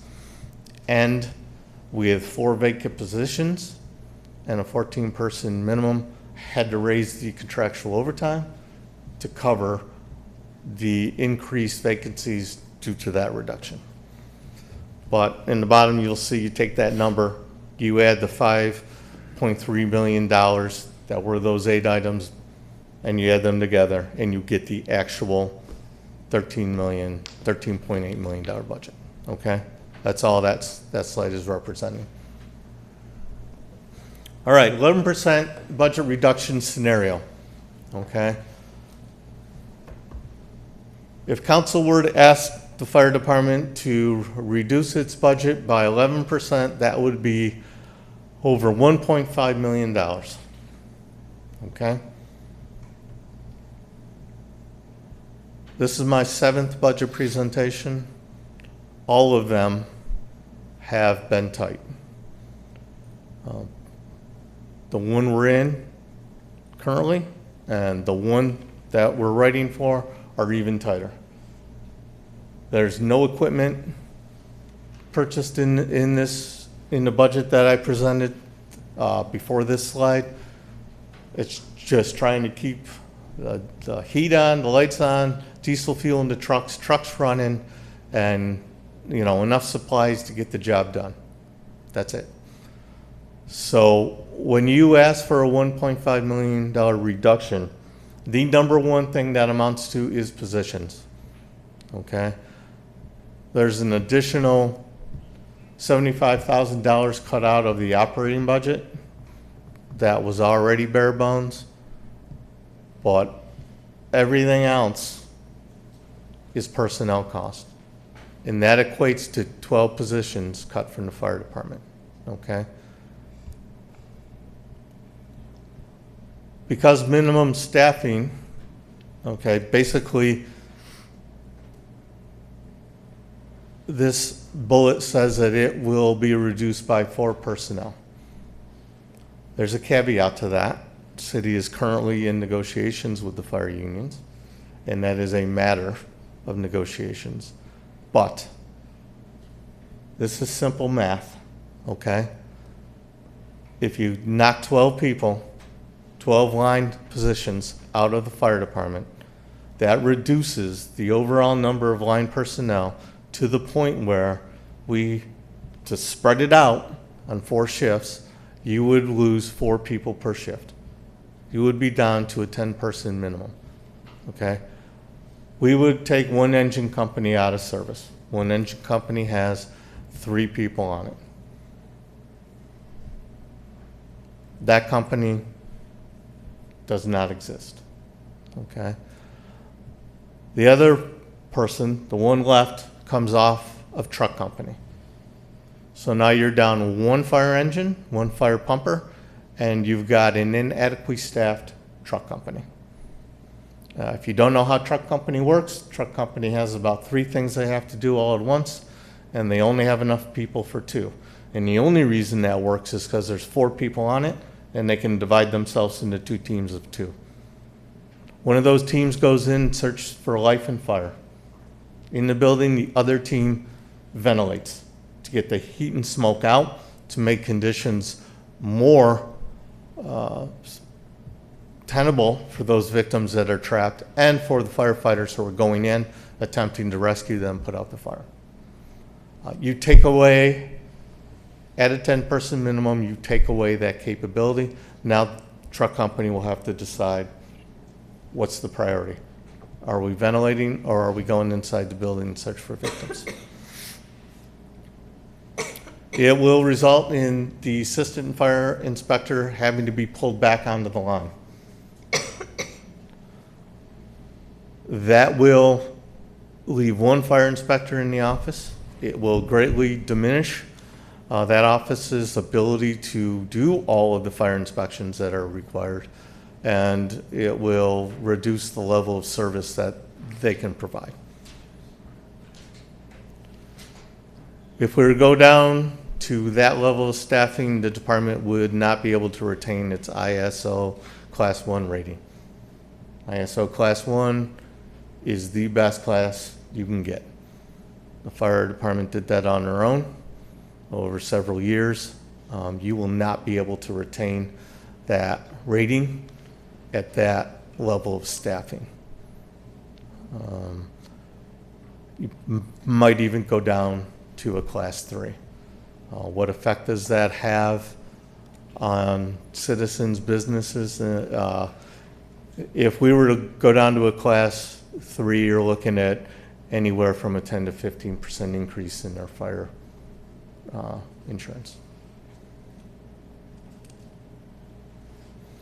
The other thing it does at a 10-person minimum is does not allow us to provide that confined space rescue team standby service that we do for industry, utility, and municipality, to include our own city departments. Okay? I have a tech rescue chief, someone who's assigned to that. I ask him to give me the bare number that we would need to provide that service. It's 11. And that's with 3 team members doing double duty. So, you know, that's the reality. Okay? You know, the last line says it all. Reduction to this level will be an immediate and significant impact on the department's ability to provide service, whether it's emergency services or non-emergent. 11%. Again, same situation, $75,000 cut out of the operating fund. But we will need to lose 9 positions in the fire department to reach what would be a $1.166,283 million budget reduction. Okay? Again, minimum staffing, it just by the math, okay, would have to be reduced by 3. That puts 11 personnel on duty.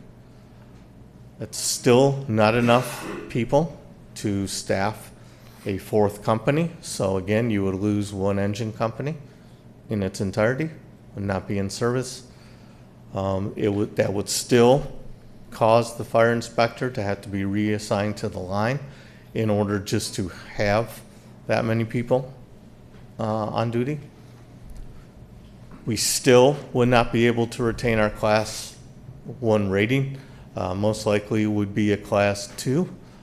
That would see an increase in fire insurance rates anywhere from 2 to 6%. And again, it's not much better. Okay, still down an engine company.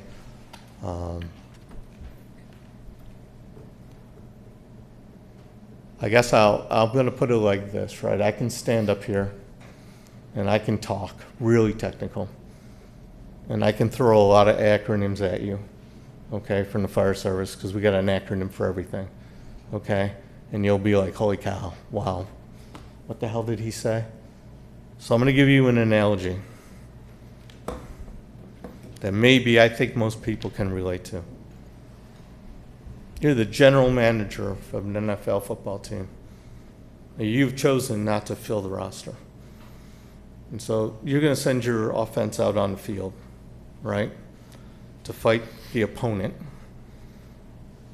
all right, with 3 less people, because that's what it equals, okay?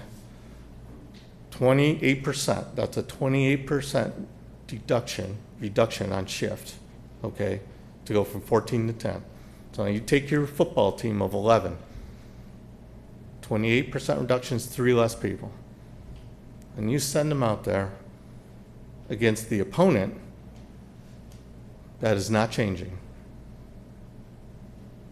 What are your odds? All that work still has to be done, but you don't have enough hands. Okay? Fire is not going to look at the Auburn Fire Department and say, oh, they're down an engine, running on a short truck. we're not going to grow as fast today. We're not going to spread as quickly. We're not going to endanger the lives of the citizens today. Okay? You have a decision to make across all the departments of this city. Okay? And I understand that, and I appreciate that, and I'm your fire chief. But I would be doing you a disservice if I didn't tell you that the fire protection you are accustomed to cannot be maintained at those levels. I'm not being dramatic. I'm not trying to tell you the sky is falling. I'm telling you it's simple math. At the end of the day, when this is all said and done, you're going to tell me and every department head just how much money and resources I have. And with that, I will give you the best fire department I can. But if it looks like one of those scenarios, it will not be the one you have now. Any questions? Any questions from council? Councilor Diego? Thanks, Chief. Just something real light, real quick. You're talking about that light rescue truck. Yes, sir. You're gonna use that to respond to like ambulance calls, like you guys do, EMS calls, stuff like that? You're gonna supplement that instead of the big fire truck? As much as we can. It's one vehicle, and often we're getting multiple calls at once. But as much as we can, we will utilize it for that purposes. We may utilize it for things like building vehicle lockouts, things like that, that don't necessarily need a full complement of personnel that two people may be able to handle. Getting But, into the, Counselor, I'm sorry, I don't mean to cut you off, but, that unit is effective if we have the staffing to staff it, okay? At 10, have the staff to staff it. What I mean by that is I only have 3 companies left, and I need them on a piece of fire equipment because I can't afford to have them race back to the firehouse to get a fire truck, okay? I just want to make that clear, that we will use it to the best of our ability, but you need staffing to staff a vehicle like that. That does not harm your fire suppression forces. okay. Jumping into the budget part, and obviously I know it's contractual. Looking at the numbers, and the numbers are the numbers, obviously. When you start looking at the contractual overtime, emergency overtime, you're not gonna be able to change. That's there in case something happens.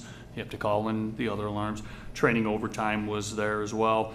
I'm looking at the numbers. Is there, and maybe not, but is there something that, maybe there's some type of an agreement that can be done with these, and I understand I never ask anybody to open a contract or something along those lines. The contract's the contract. But when you start talking, $580,000, give or take, the $40,000 you're not gonna be able to do anything with because that's the emergency fund just in case. But when you start, even if you go at $500,000, that's multiple jobs that could possibly be saved if that's the route that the council ends up going.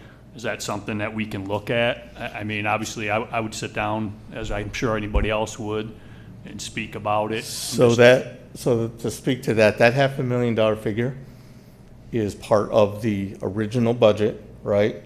Which is based on current today staffing and minimum, okay?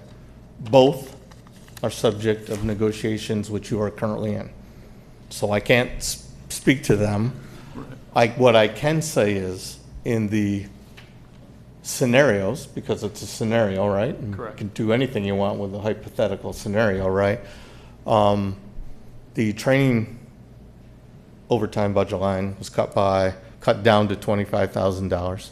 I have to be able to provide some training, right? Their job is dangerous, and I have multiple classes of employees, like the fire investigators and the fire inspectors, that have annual mandated training, period. If we don't provide it, they don't hold that title, we can't provide that service. And contractual overtime was knocked down to $375 in those scenarios. Okay. So it's cut regardless, that's just the original budget that we started with? Correct, Right. right? With the current staffing, of 73 people with the current minimum of 14, right? So there's 4 vacancies. Those 4 vacancies generate, you know, $125,000-$150,000 more in overtime. Okay. Yeah, I mean, obviously, it just comes down to preserving service and jobs when it comes down to it. I was going through your line item budget, and I'll speak to you after the meeting if you like. I'd like to sit down with you. I'm sure you've gone through every line item on this thing like I have. It's pretty entailed. Can always look a second set of eyes, you know, save a couple of dollars here or there, especially with the situation we're in. Like I said, nobody wants to cut services or jobs. That's an issue. So I'd like to, if you have an opportunity, sit down with you, the union members, anybody that wants to, and look at this. There's everything you can possibly think of in this line item. That's the beauty of a line item budget. It tells you everything you've spent a penny on, which is exactly what needs to be looked at. But which is why it is got all the descriptors in there, right? Exactly. I want to give you as much, in all of you, as much information as you can. 100%. I'm not asking for a widget. I'm asking for a widget because of this reason, right? Correct, absolutely. All right, I appreciate it, thank you. Any other questions? Any other questions from the council? Thank you, Chief. Thank you.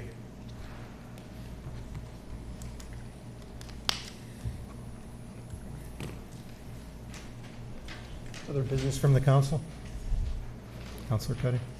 Yes, Mayor, thank you. Over the last few weeks, there have been some members of the public, during public to be heard, talking about flock cameras, and I was hoping to set up some corporation council, the police chief, to talk about, you know, where the city is at this point in time regarding that, and what some of the concerns raised. If we could do that, it doesn't have to be like immediate, but at some point, maybe within a month or a month and a half. So you'd like us to come and do a presentation here? Yes. Okay. Yeah, I can piggyback off what Terry said. I think it's important to actually have the chief verify what's going on, this and that. There's been people talking about it. It's also important that the chief is going to explain exactly how the program works. A lot of people are speaking on it, but you have to do some research, and not that we haven't, but I'm sure he has a lot more information. We've got, you know, emails and stuff from people the last few days about it. It's trying to put it kindly, I guess. I'm going with what the chief says as far as this is exactly the way the system works. He spoke a couple weeks ago about we share with the state police and the county, which is important. If you look on the contract that came from Flock there, all the information is deleted in 30 days. They're not connected to Homeland Security. They're not connected to ICE. It's a license plate reader, to put it mildly. I believe there's license plate readers in the police cars as well. That's the issue I'm having. I understand the people don't want to be tracked. I'd like I said, I definitely want the chief to speak on how it's helped, and I just don't want to compare us to other cities. That's kind of what we've been getting the last few days. This is Auburn, and the way I look at it is if we solve one crime or we save one, per se, child abduction or missing person using those cameras, it's money well spent. It's also tough that it's been in place since 2024, and it's become a big thing the last couple of weeks. Got no issue addressing it, and I'd like to definitely address it right on the floor, and anybody that wants to speak on it, but the chief is going to be the one that's going to be able to dictate and tell us verbatim how it really works, and then we can go back and forth from there. Councilor Clark? I would like to also hear from Corporation Council in terms of the contract, because that is what I'm hearing a lot of, is what the contract says, or the contract can be changed. So I'd just like clarification on what the contract actually says and how it can actually be changed once we've signed it. Yeah, because it's a 4-year contract right now that was signed in, I believe, October of 2024. The question is if it's already paid for, do we back out of it now and lose the money? It's a conversation, like I said, for Mr. Garland, and the chief of police obviously is going to have to weigh in heavily on it. We'll schedule a presentation. Sounds great. And it's my understanding staff is in the process of gathering information and researching and evaluating the contracts That's that are in correct. place. All right, thank you. Any other business from the council? Last week, I read a prepared statement regarding the budget situation and what we're collectively facing. I wasn't going to say too much tonight, but I feel due to the fact the number of employees that are here, it's important to once again stress to them that they are valued. These are difficult conversations to have, especially in public. Budget season's always difficult, especially in a budget year like this. I do want to say that a few weeks ago, a couple months ago, when the manager and the comptroller started painting the stark reality of the situation we're in, this council collectively, in lockstep, and I think that's important to note, that the five of us collectively in lockstep made it very clear to the manager and the staff that it wasn't going to be like previous tough budget years where councils sat out here and went line by line eliminating people's jobs in front of them while they were sitting here with their families. That these are hardworking people who have chosen a profession of public service, and in my opinion, there's no higher calling than that. That's not going to happen. In the age of catchy buzzword phrases like Doge, where government and the people who provide services to the people who rely on them are not respected, that's not going to happen here. And this was the first round of budget presentations. I want to thank and acknowledge the department heads for working with us and being respectful and presenting the different scenarios that have been requested. I know it's not easy for you. You know, I always say to people, we spend more time with the people at work than we spend with our families. So your employees become your family by default. And for each of you department heads to stand up there tonight and talk about the things you're talking about, I know that's not easy. And I want to thank you for doing it in the manner that you've done it. You know, when people speak in the public to be heard, we're not allowed to engage with them for a reason, because it's not meant to be a back and forth. There would be no decorum if that was the case. But I do want to address a couple things. I want to stress that this council collectively respects every single one of you in here and your coworkers. We understand that this is difficult. I've worked with 7 different city councilors over 11 years and another mayor. And all 7 of them, regardless of political party, where they sat, where they stood, has respected this workforce. And they understand, you understand real quickly when you get elected to local government that it's the workforce that makes the thing run. When the phone calls start happening and the emails start, and when you get stopped at dinner and when you get stopped in Wegmans, what do? We call the police chief, we call the codes department, we call sewer and water and say, hey, this constituent is having an issue. So you quickly understand that. Every council member I've worked with has prioritized the workforce. We lived through a pandemic. The last pandemic was 100 years ago. And the council, in lockstep at that time, said to the city manager, who was Jeff Dygert at the time, I believe you were in the room when the conversation happened, that we would go to an austerity budget, which we did, and that we would protect every job in the city workforce. That was the only direction we gave them. Figure out a way to make it happen.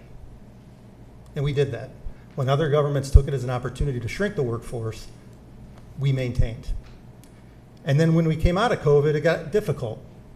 Just like at home, the city experienced double-digit inflation year after year after year with no meaningful governing in Washington or Albany to address it. There was one meaningful thing that happened, and that was the American Rescue Plan under the previous administration. And that helped us fill the gap for a number of years. If you look at what that money was spent on, it was spent on maintaining the workforce. And the idea was, hopefully, that double-digit inflation would come under control, that it couldn't possibly persist. Multi-million-dollar increases in health insurance, tens of thousands of dollars in increases a year in NYSEG bills. But the reality of it is it hasn't retreated, and it just continues. And this is where we find ourselves. It was mentioned that we should find additional revenues. I agree with you. and this council has.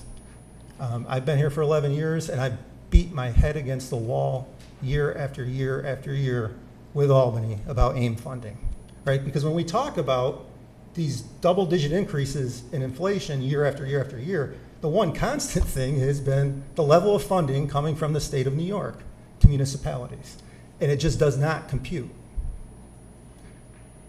After years of not just myself, other members of this council, elected leaders across the state, going to Albany and fighting for this money. We got a temporary bump 2 years ago, $500,000, quickly absorbed by all the increases that we're facing. This year, if the budget passes as it is, there's an additional 1.2 million, which was absorbed by insurance costs. So we have gone out there to try to find the additional revenues. We instituted an occupancy tax under immense scrutiny, but we were able to do it. Cannabis tax, that brings in tens of thousands of dollars. So we do try to find the additional revenues, and we will continue to try to do that. We talked about math tonight. There's simple math and there's difficult math, and I think the most difficult math is trying to explain to any Auburnian that to maintain things the way they are would require a 28% tax increase. That tax increase on the median assessed value home in this city would equate to $900 a year. And I know there's not a lot of people who can afford that. We find ourselves in a similar situation with other municipalities.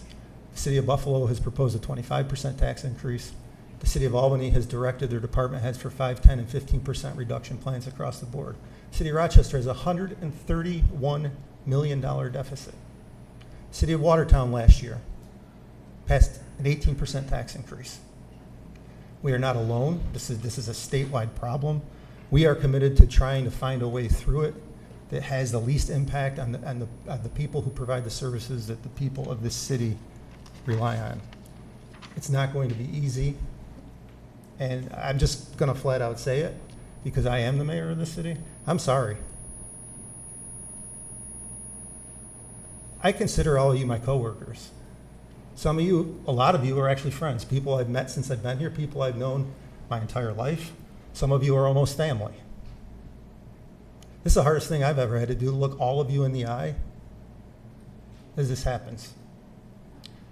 Again, the only thing I can promise you is that we will do this respectfully, and we will continue to work with our department heads to find a way forward. I understand there's a request for executive session. Yes, Mayor, 2 items, one related to the sale or lease of real property and one related to the financial history of a particular corporation. Thank you. Do we have a motion for executive session? Councilor Cuddy, seconded by Councilor Clarko.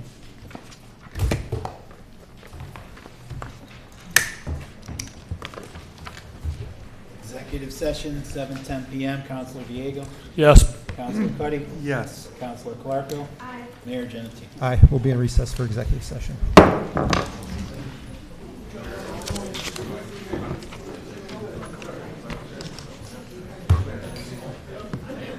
Have a good one, gentlemen. Guys, have a good night.